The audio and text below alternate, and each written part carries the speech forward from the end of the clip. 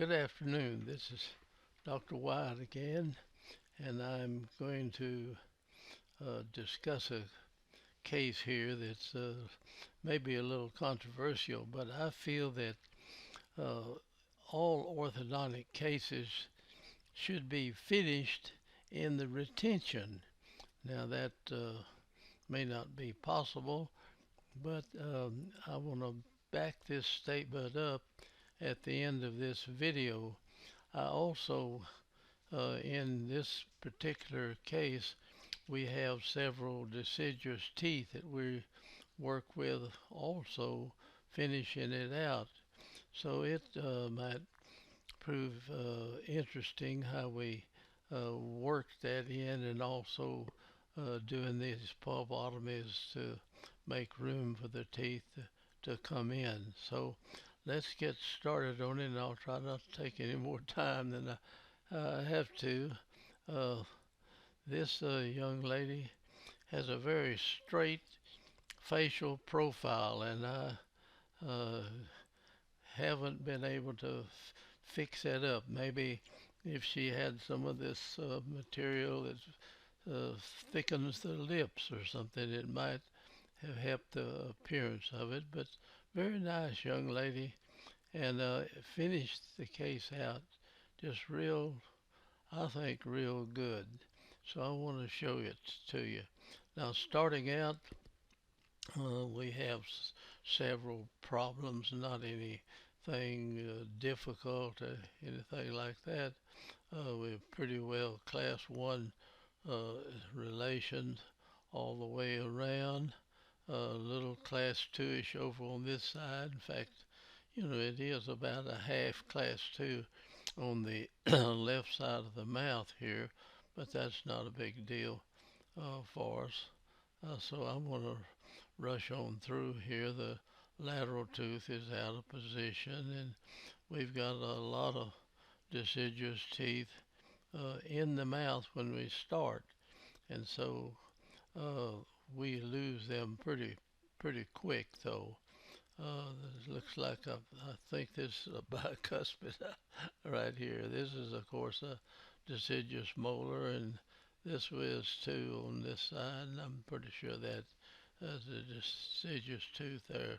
So I hate to think that I don't know the difference between deciduous tooth and a permanent one, but here we've got just uh, deciduous second molars, and we wanted to get the bicuspid in there, and we didn't want to take any more room than we had to, so we did a couple of pulpotomies on these molars back here, which you might not want to do, but that kind of allowed us to line the rest of these teeth up right here without expanding them more, and then have plenty of room for our second bicuspids to erupt in there.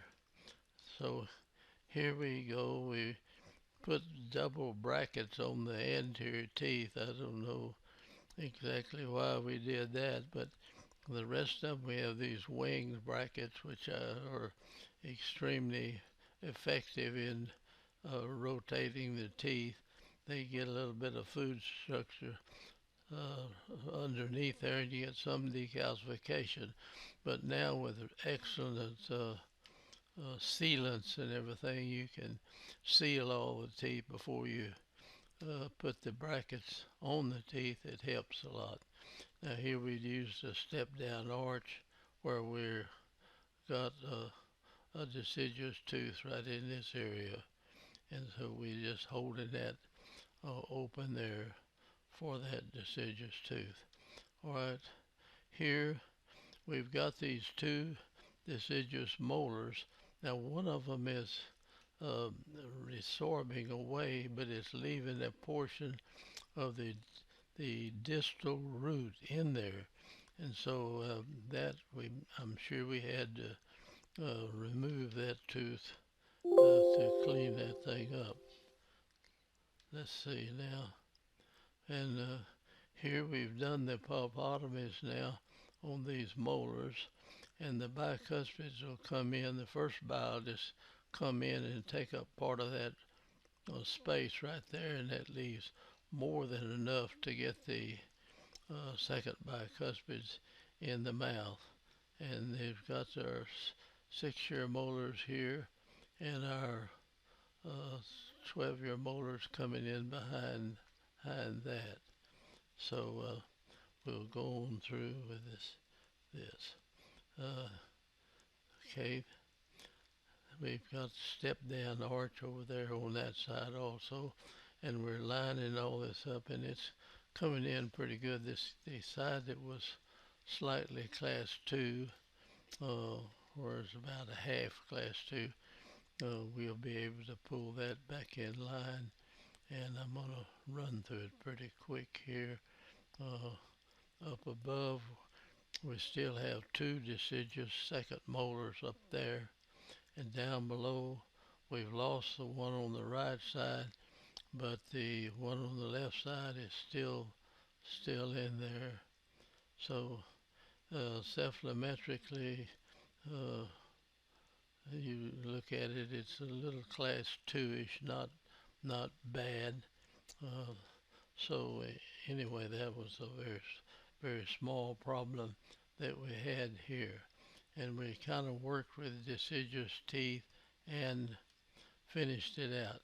Now here, the second bicuspids were coming in, but these seem to be absorbing the bone structure around the deciduous teeth pretty slowly, not doing a real bang-up job of resorbing the deciduous teeth. And you can see the 12-year molars here, and here are the wisdom teeth forming at this time. This is 1985, and the wisdom teeth on the bottom of the form. There's the one on the top up here left is forming there, and I see something here. So it looks like she's got all of her wisdom teeth are in the process of developing at this age. I don't have her age down here right now. This is the second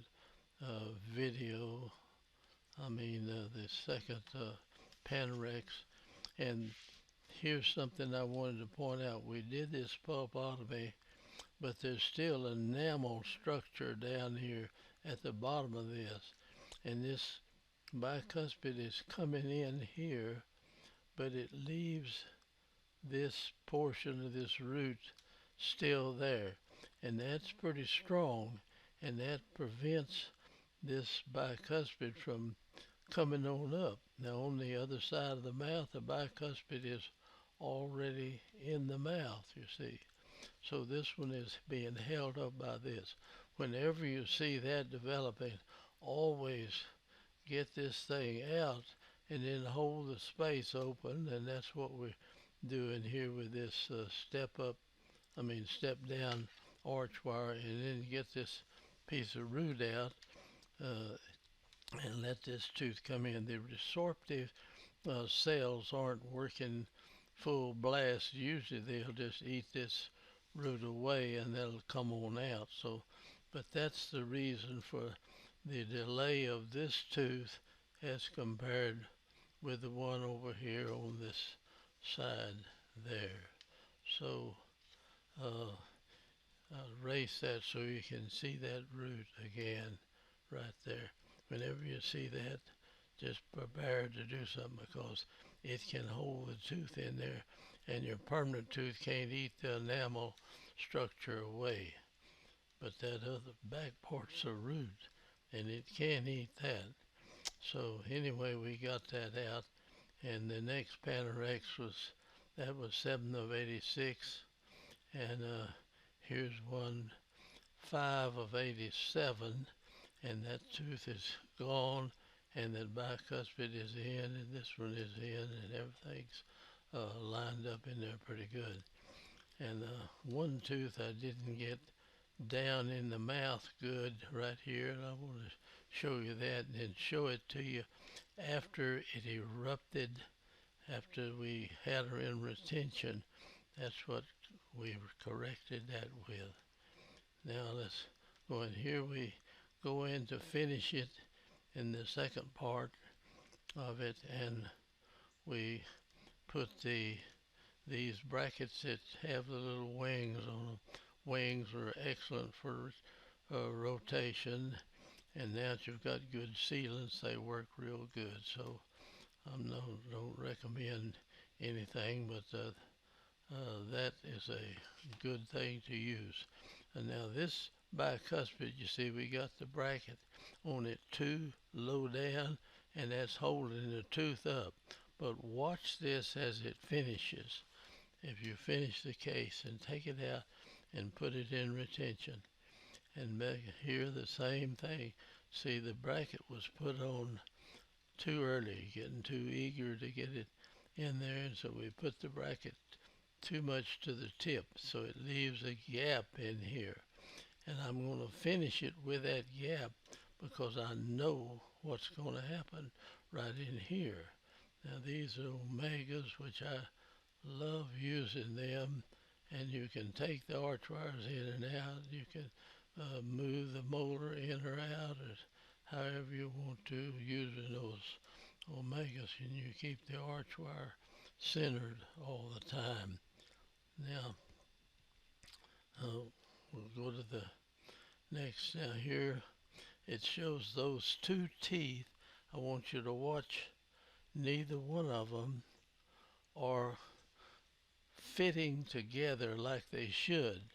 There's nobody, I grant that I could have done this better, bonding that tooth better, but God hadn't made anybody that can put brackets on, or even make the brackets that you could put them on and the tooth would come to its final resting place. I say final, that's the point before it starts to just wear in over your lifetime. But let me show you this after we get in the retainer. And you've got to put a retainer on there that allows the teeth to erupt into each other. And that's what I want to stress. That is an essential part for proper finishing to me. All right, here we got everything lined up pretty good, so we're going to be taking this out. Now these two teeth, just remember, they are not fully erupted into the mouth, but watch them after we take this off and put this person in a retainer. And now we've removed that and put her in a retainer, and you watch the retainer, and this lets the teeth erupt into each other. And those teeth had a gap up there when we first put this retainer in, and then the retainer holds it from both buccal and lingual sides and allows it to erupt together.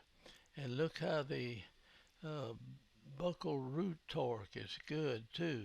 As it comes in, it hits and kind of angles that up. And you can't, I don't think God ever made anybody that could put brackets on or do anything to position these teeth like they're going to position themselves.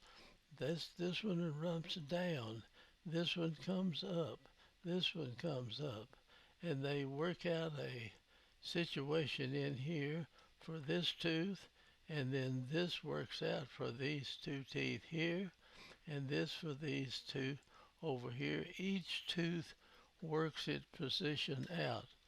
And look at the 6 keys to occlusion is in here. And let's look at the center line. It's off a little bit, but not too much. And this is not the final deal, but look at it, and these cuspids will be better later on down the line here. Now that's 320 something, 87, I believe. All right. Now look at the way this 6-year molar cocked in right here. I didn't have that band on that tooth arranged so it could come down like that. This tooth had a gap up above it. I pointed, you go back and look at it if you want to. And when we took it off, then it erupted down. And it hits at a certain angle, and that puts a tilt to the root. And that gives you a better airway up here. Uh, it's just so much better if the retention will allow the teeth to erupt into each other properly. So I'd never put a wire. I say that I've done it a few times, but I just almost never put a wire across the occlusion because you're going to hit the thing somewhere in there. So when you're wearing it, it hits it, and they move one way, you take it out, it moves back the other way. I want the teeth to erupt together and be at home with a retainer in there and at home when the retainer's not in there. And let the teeth wear in like that. And we put bite plates and we hold the depth in there. I used to leave this on till I had the 3 to 3. Now we put the 3 to 3 behind here before we ever take it. We just take all this off at once down here, or the last time I worked in it. Now we had bands on these teeth, so they've got a little play in here, and so we trim this down so these teeth can drift forward and take up this band space, and that closes this out. Then we put a bite plate, and the lower anteriors bite into this position right here, and it'll never deepen as long as they wear that retainer. And we try to touch each tooth with this retainer wire as we go around, you see, and allow these teeth to erupt together. They wear out some in this point. Sometimes it's thicker. It's acrylic to cover this, and the teeth erupt together in there. And this, and I think that is the finishing part of the orthodontics is done in the retention. And here it is. She's still pretty flat-faced. Was not able to get that filled out. She's got a very thin upper lip. But now look at the teeth.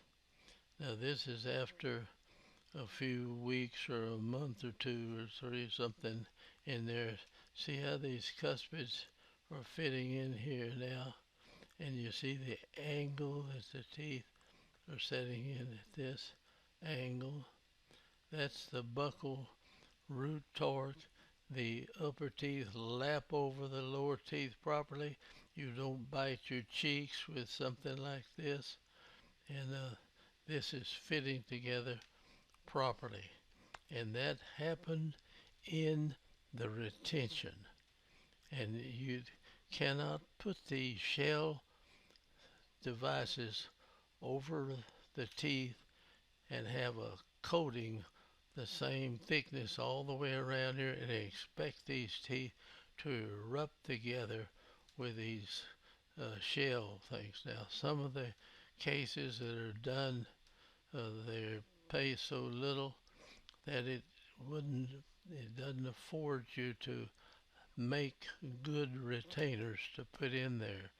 But you should have a good retainer, especially on the upper, and put a fixed thing on the bottom and let the teeth erupt together to get this type of occlusion when you get through. Now look at the way it is, and look at this. Now you couldn't get this 6-year molar down in here any better, I don't believe.